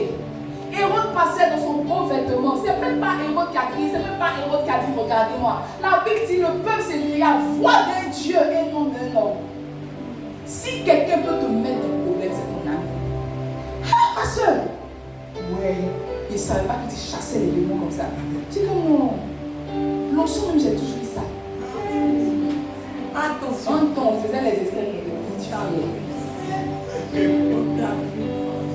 il passait, le peuple a commencé à crier voix d'un Dieu et non d'un homme. Ils l'ont comparé à Dieu. C'est même pas Hérode, ce sont les hommes qui l'ont comparé à Dieu. La Bible dit, au même instant, un homme du Seigneur le frappa parce qu'il n'avait pas donné gloire à Dieu. Et si c'était lui? Mais quand ils ont dit voix d'un Dieu et non d'un homme, il n'a pas dit que non, je ne suis qu'un mortel. Au contraire, il était comme ça. Donc ce que vous dites aussi, c'est pas faux. C'est pas moi qui ai dit, mais ce que vous dites aussi, c'est pas faux. La Bible dit au même instant. Tu vois, au même instant. Il y a des malédictions qui sont arrivées dans ta vie au même instant. C'est parce que Dieu n'a pas ouvert les yeux pour que tu vois. Il y a des blocages qui se sont mis sur ton chemin au même instant. C'est parce que Dieu n'a pas ouvert tes yeux pour que tu vois. La Bible dit au même instant, un ange du Seigneur le frappa parce qu'il n'avait pas donné gloire à Dieu et il expira. Manger des vers. Tu sais, quand tu meurs, il y a un certain temps avant que les vers viennent te manger. Mais au même instant où il est tombé, les vers sont venus te manger. Dieu voulait montrer qu'on ne joue pas avec sa gloire. pas avec la gloire de Dieu. On ne joue pas avec la gloire de Dieu. Dieu a donné son fils pour toi, il a partagé son fils, mais sa gloire ne partage pas. Tu t'amuses et t'allumes. Il dit, si vous ne me louez pas, je vais susciter des pierres pour vous. Ça veut dire que la louange te tient à cœur. Souvent, on va louer, tu as assis, tu tapes des mains, tu fais du mal à qui? Il dit, si toi tu ne peux pas faire ça, moi je vais susciter des pierres pour vous. En d'autres termes, je me nourris de louange. Dieu n'a que fait de ton argent. Chaque fois que tu as mis dans le panier, on n'a plus pour arranger l'église. On n'a pas fait comme ça, Dieu tient. Dieu tient. Non, on n'a pas fait ça. Chaque fois que tu as semé, c'est avancer, faire avancer l'œuvre de Dieu. Mais Dieu ne mange pas l'argent. Dieu ne mange pas les dîmes, Dieu ne mange pas les prémices, Dieu ne mange pas les offrandes. Dieu ne mange pas ça. Ce que Dieu mange, c'est la louange. Là, il siège dans la louange de son peuple. La seule chose qui lui revient, là, tu dis que non, tu veux ça aussi. Son fils n'a pas suffi. Sa gloire, tu veux. Là, il dit qu'au même instant, il tomba et il respira. Au même instant, il tomba et il respira. Fais attention. Quand les hommes te célèbrent, fais attention. Ce qui a mis David en problème, c'est les louanges des femmes. Sinon, il était déjà dans la maison de Saül. Il jouait déjà de la harpe pour Saül. Saül le connaissait. Il lui a même donné sa fille en mariage, n'est-ce pas? Mais quand les femmes ont commencé à chanter, David a tué 10 000, Saül a tué 1000. Il dit, oh, ma fille l'a pris. Mon fils, c'est son ami. Maintenant, c'est ma gloire. Il veut qu'on a dit qu'à partir de ce jour, jusqu'à ce que Saül meure, il est devenu ennemi de David. Il y a des louanges qu'on a sémées dans ta vie là. C'est elle qui t'est exposé à Satan. Fais attention. Dis à ton frère, fais attention. La gloire est de Jésus. Il faut avoir peur de la présence de Dieu. Tu es dans la présence de Dieu, je suis ton portable. Dis à ton frère, il faut avoir peur. On dit louer, tu es là, tu fais comme si la louange n'est pas chez moi. On va te dire, louer. Si tu ne loues pas, si tu ne danses pas, c'est que tu danses ailleurs. La fille est fatiguée quand elle s'étouffe, toi ça ne t'intéresse pas. Toi ça ne t'intéresse pas. Toi ce qui t'intéresse c'est le message que tu as parti. Regarde, il dit tu n'avais pas eu à cœur de me rendre gloire. Tu es venu dans sa présence, mais toi le rendre gloire ça ne t'intéresse pas. Ah, tu veux t'asseoir pour me regarder, Tchatcher ici pour partir. Maintenant tchatcher aussi que tu veux écouter, ça ne change pas ta vie. Regarde, au même instant le Seigneur le frappa. Dieu frappe. La partie de Dieu qu'on t'a montré qu'il n'y a pas gâteau là. Ça c'est au début de la conversion. Sinon Dieu frappe. Dis à ton frère, Dieu frappe. Dieu frappe. Il faut toujours ramener la gloire à Jésus. Toujours ramener la gloire à Jésus. Ah, tu as fait ça, non, je veux rendre gloire à Jésus. C'est Jésus qui a fait ça. C'est Jésus qui a fait. Il a fait à travers moi. Je ne suis qu'un canal. Je ne suis qu'un canal. En fait, c'est moi l'avoir laissé dans ta main. Je ne suis qu'un canal. Mais c'est Dieu, c'est l'œuvre de Dieu. C'est Dieu qui a fait ça. Quand tu as fait ça, lui. Moi, j'ai fait tous mes efforts.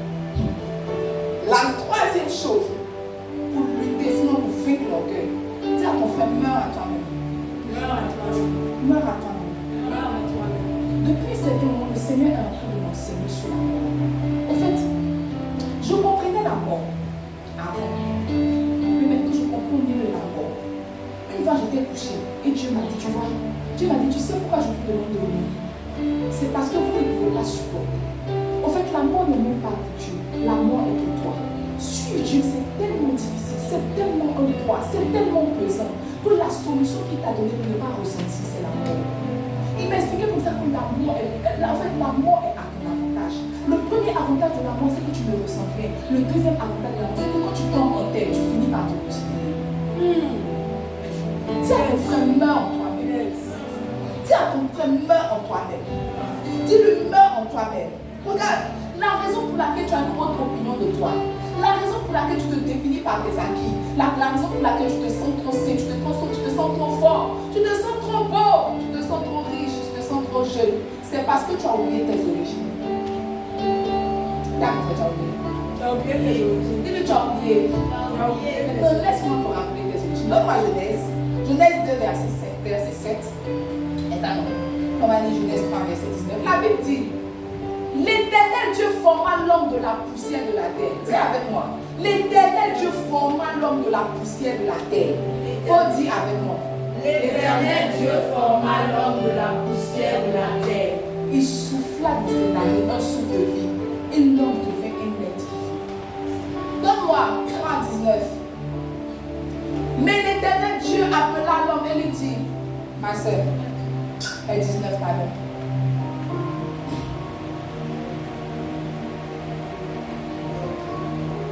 Il dit, c'est à la sueur de ton visage que tu mangeras du pain, jusqu'à ce que tu retournes dans la terre d'où tu as été pris, car tu es poussière. et tu retourneras dans la poussière. En fait, les épaules que tu lèves là, c'est parce que tu ne sais pas, tu as oublié tes origines. Ton origine là, c'est la poussière. Dis à ton frère. Dis-lui, ton origine, c'est la poussière. Au fait, tu es une poussière habillée, tu es une poussière maquillée, tu es une poussière en talons. Tu es poussière. Ce qui te distingue des animaux, c'est le souffle que Dieu a soufflé. Sinon, toi, ta matière, c'est la poussière. Regarde, ce qui distingue la chaîne que tu as portée 1000 francs, c'est parce que c'est assez inoxydable. Tu as payé ça à 1000 francs au marché, tu as mis sur ton cou, on dit que c'est quel beau papillon. C'est 1000 francs parce que c'est assez inoxydable. Maintenant, va à A constant. Quand tu rentres à A constant, on te donne du thé. Tu sais que c'est pas 1000 francs. Parce que thé même, ça ne fait pas 1000 francs. Ok. On te donne du thé, on t'envoie le catalogue. Les filles même qui viennent à toi, elles ont des gants. Tu sais que tu vas venir payer, je sais que ça va. Tu t'assois, on te fait les propositions. Tu dis, je veux voir le catalogue, on ouvre. Peut-être que quand tu te promènes au plateau, tu dis que tu vas répéter, quand tu ouvres le premier, tu sais, 1 million, c'est 500 000. Donc tu vois même ce qui est 800 000 là, c'est une petite boucle de ça scintille comme ça. Ok. Je dis que, je reviens. Je reviens tout à l'heure. Tout de suite. N'en veuillez pas à ceux qui font trafic de bijoux là. Les modèles de Apple sont beaux. C'est juste que c'est mignon. Quand on n'a pas les millions, on va porter ce qui est trafiqué. C'est le même sentiment. C'est le même sentiment. Non, tu vois, ce qui distingue à constant du marché, ce qui distingue le bijou le bijou à coût de millions, à l'acier inoxydable que tu as porté là, c'est la matière première. N'est-ce pas? C'est la matière première. Si on te vend un bijou à 1 million, c'est parce qu'il y a du diamant. Si on te vend un bijou à 1000 francs, c'est parce que c'est de l'acier. Acier là, tu tapes tout à l'acier sort. En fait, ce qui fait la distinction de quelqu'un, c'est sa matière première, c'est sa source. Qu'est-ce qui va te distinguer toi quand tu es la poussière? Tu n'es pas fait d'or. Tu n'es pas fait de diamant. Tu n'es fait de rien. Tu n'es fait que de poussière. La particularité de la poussière, c'est que la poussière en rue. Quand on voit ici que la poussière en bas, c'est que la poussière est prête à jeter, à être foulée au sol. La poussière est prête à être éloignée de notre milieu de vie. En fait, dis à ton frère, tu n'es rien. Dis-lui, tu n'es rien. Dis-lui bien, tu n'es rien. Sur quoi va se fonder ton orgueil? Tu es dans la voiture, tu es une poussière en train de rouler une voiture. Donc ta mèche fait 30 cm. Tu dis que c'est humain. Tu es une poussière en mèche. Tu es une poussière en lunettes. Tu es une poussière en train de manger KFC. Tu es poussière qui mange poulet. Chaque fois que l'orgueil peut monter à ton cœur, il faut te rappeler que il dit, tu retourneras dans la terre où tu as prise. Je n'ai jamais vu quelqu'un qu'on a intégré au milieu. Soit les bleus, comme ils sont un peu développés, ils bougent ton corps. Tu reviens comme une poussière. On te jette dans la mer, ça c'est les Chinois. Maintenant, nous là, on creuse tout, on te met. Peut-être 2 semaines après, les verres, on finit de manger, c'est fini. Quand ça fait 4 ans, 5 ans, on donne ta place à quelqu'un. Depuis moi, c'est même, je ne sais pas. Il n'y a pas son étage. Et puis il y a des gens qu'on a repérés. Tu es retourné à ta nature première, la poussière. Sur quoi se fond ton cœur? Si tout de suite tu aurais été son souffle, tu n'es qu'un corps. On t'appelle plus l'homme, on t'appelle un corps. Le corps va aller en décomposition jusqu'à ce que le corps s'évapore. Jusqu'à ce que le corps s'évapore. Sur quoi est-ce que tu vas fonder ton cœur? Chaque fois que l'orgueil veut monter dans ton cœur, chaque fois que tu te dis c'est moi on ne parle pas comme ça, moi je suis comme ça, moi j'ai. Chaque fois que ton ego veut se réveiller, rappelle-toi que tu es poussière et que tu retourneras dans la poussière. Tu es poussière et tu retourneras dans la poussière. Ce matin, je veux que tu pries avec moi. C'est vrai qu'on a parlé, on a ri, mais l'orgueil est dangereux. Oh, l'orgueil est dangereux. La Bible dit que quand il y a péché, là où le péché a abondé, la grâce surabonde. Le péché encore, la grâce peut régler. Mais l'orgueil, rien ne peut régler l'orgueil si tu ne rentres pas en toi-même. Pour dire Seigneur, s'il te plaît, aide-moi. Pour dire Seigneur, s'il te plaît, aide-moi. Est-ce que quelqu'un peut parler à Jésus ce matin? Est-ce que quelqu'un peut dire, oh Jésus, je reconnais que mon cœur est orgueilleux. Je me suis reconnu dans quelques points. Je me suis reconnu peut-être que dans l'orgueil de la piété. Je me suis reconnu peut-être dans l'orgueil de la vie. Je me suis reconnu peut-être dans l'orgueil de la position, dans la trop grande opinion de moi-même, Seigneur. Mais ce matin, je viens à tes pieds. Ce matin, je veux imiter David. Je veux dire, oh Dieu, sonde de moi. Je veux dire, oh Dieu, sonde de moi, connais mon cœur. Regarde mon cœur. Regarde si je suis sur une mauvaise voie. Regarde si l'orgueil est dans mon cœur. Regarde si l'orgueil a élu domicile dans mon cœur. Et guéris-le. Guéris mon cœur, Jésus, s'il te plaît. Je ne veux plus être compté parmi les orgueilleux.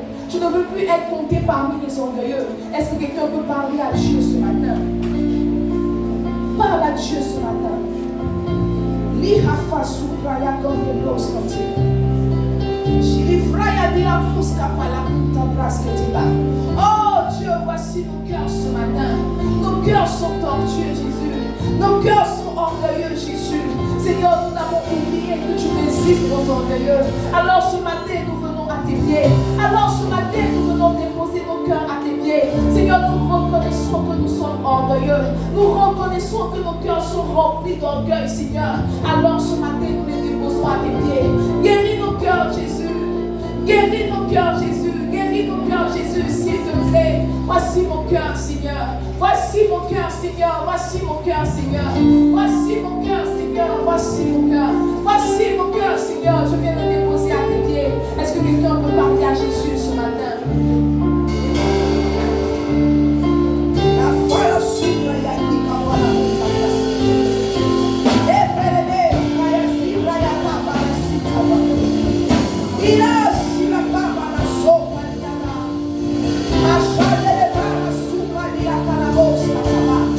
Seigneur, enlève ce virus de nos cœurs. Enlève cette maladie de nos cœurs. Enlève ce virus de nos cœurs. Enlève cette maladie de nos cœurs. Oh, ce virus de nous. Oh, ce virus de nous, Seigneur. Nous ne voulons plus être tombés parmi les orgueilleux.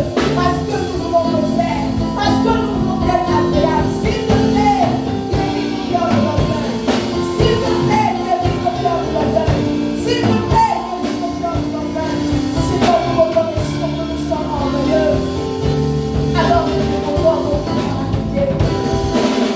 Oh, ce virus de nos cœurs. Oh, ce virus de nos cœurs. Oh, ce virus de nos cœurs. Oh, ce virus de nos cœurs. S'il te plaît, Jésus. S'il te plaît, Jésus. Voici nos cœurs ce matin. Voici nos cœurs ce matin. La vie dit que tu envoies ta parole. Et ta parole est guérie. Alors que ta parole a été relâchée ce matin. Que la guérison soit notre partage. Que nous puissions guérir de cette maladie. Guérir de cette plaie. Guérir de ce virus. S'il te plaît, Jésus. Donne-nous des cœurs humbles. Et par la souveraine à la sauvage. Et pété les frères du mal à sauvage. Et par la souveraine à la sauvage. Et pété les frères à la sauvage.